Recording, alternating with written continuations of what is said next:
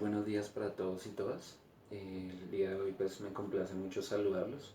Espero se encuentren muy bien con toda su familia, resguardándose en estos momentos, acatando pues todas las indicaciones con la mayor responsabilidad, con el amor a esas personas que están a nuestro lado y asimismo pues aprovechando el tiempo libre de la mejor manera, ¿no?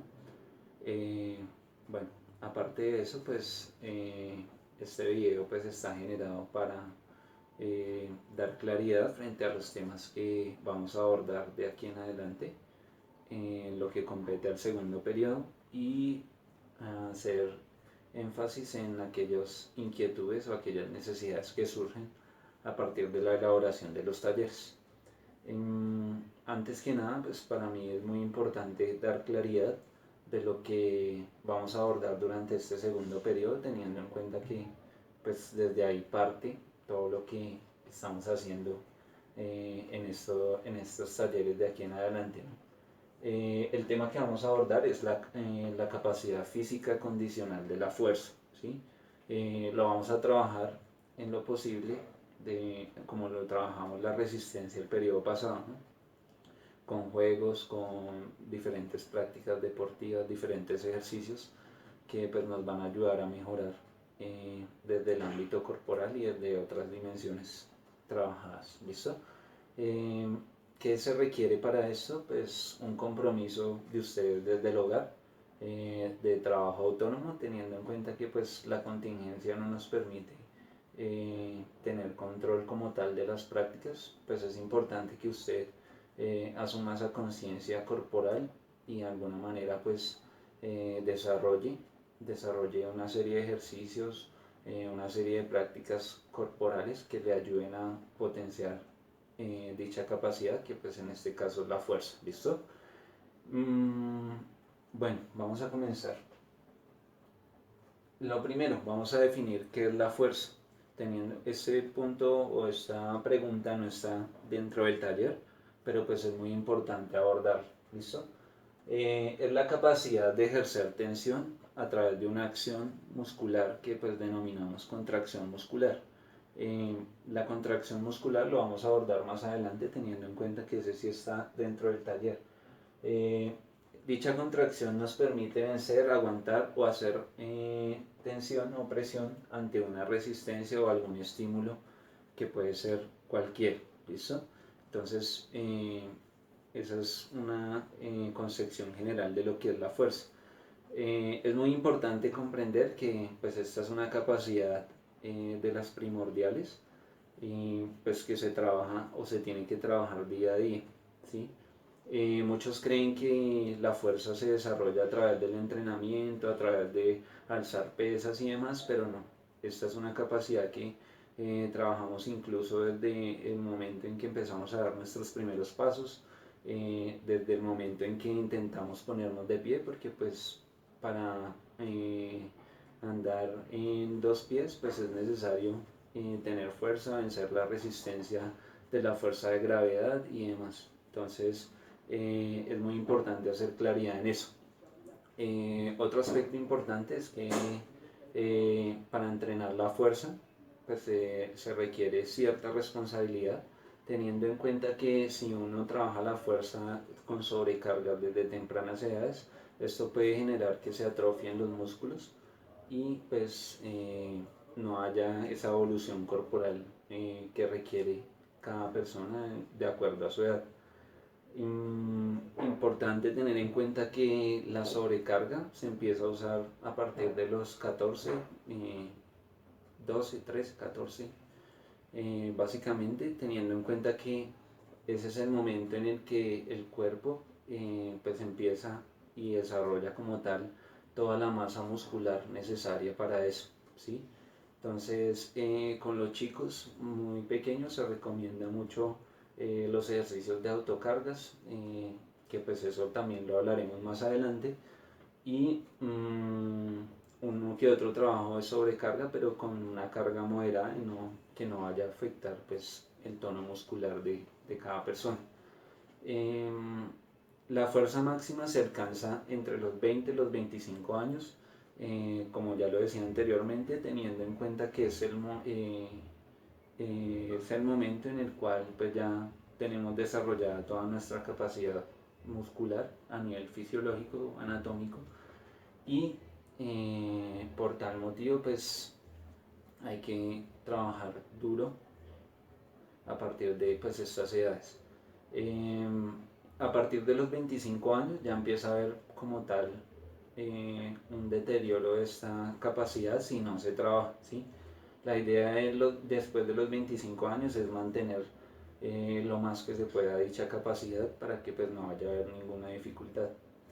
Hay diferencias entre lo que son hombres y mujeres, ¿no? Porque pues eh, según pues, los estudios y según muchas cosas, pues los hombres tenemos mayor capacidad de adquirir mayor fuerza, ¿sí? Entonces, ¿esto a qué se debe? Pues a lo que pues, también decía anteriormente. Los hombres desarrollamos anatómicamente mayor cantidad de masa muscular, mientras que las mujeres no. Entonces, esto nos permite a los hombres desarrollar la capacidad más rápido y con mayor fortaleza. ¿Listo? La diferencia entre hombres y mujeres se empieza a marcar, obviamente, más o menos a eso de los 14 años, teniendo en cuenta que es el momento en que pues ya empiezan a haber esos cambios a nivel anatómico. ¿Listo? Eh, ya como tal, hablando de los tipos de fuerza, es muy importante hacer claridad en esto, ¿sí? Hay tres tipos de fuerzas muy importantes, que es fuerza máxima, fuerza de velocidad o potencia, y fuerza resistencia, ¿sí? En la fuerza máxima es cuando como tal hay una contracción o una tensión máxima del músculo, valga la redundancia, en la cual pues la resistencia es bastante grande, ¿sí? Un ejemplo de ello pues lo podemos apreciar acá en la imagen, que pues es la halterofilia o el levantamiento de peso. La resistencia es mayor, entonces como por lo general pues en este tipo de, cuando se trabaja en este tipo de fuerza, es necesario que sean movimientos lentos pero con gran cantidad de peso. ¿Listo? Por otro lado tenemos la fuerza de velocidad o potencia, que pues es la capacidad del músculo de desarrollar o generar una acción a partir de una contracción o una serie de movimientos rápidos, ¿sí? Que pues como vemos acá, uno de los ejemplos es el remate en fútbol, que pues es una acción muscular muy rápida que permite generar dicha acción. Y por último tenemos lo que es la fuerza resistencia, que consiste en soportar la fatiga, teniendo en cuenta pues la serie de contracciones y la serie de movimientos que se generan. ¿Listo? Este punto sí ya está dentro de lo que compete al taller, que son los tipos de contracción muscular, de los cuales distinguimos cuatro tipos. ¿Listo? El primero se refiere a la contracción isotónica. ¿Qué quiere decir esto? La contracción isotónica es aquella donde hay un cambio en la longitud muscular. Este tipo de contracción se divide en dos, concéntrica y excéntrica, ¿sí? En la concéntrica se refiere a cuando hay un acortamiento de la longitud del músculo, ¿sí? El músculo se recoge, pero pues aumenta su volumen. Entonces eso lo podemos ver acá cuando pues alzamos un peso acá y hay una contracción acá concéntrica, isotónica concéntrica.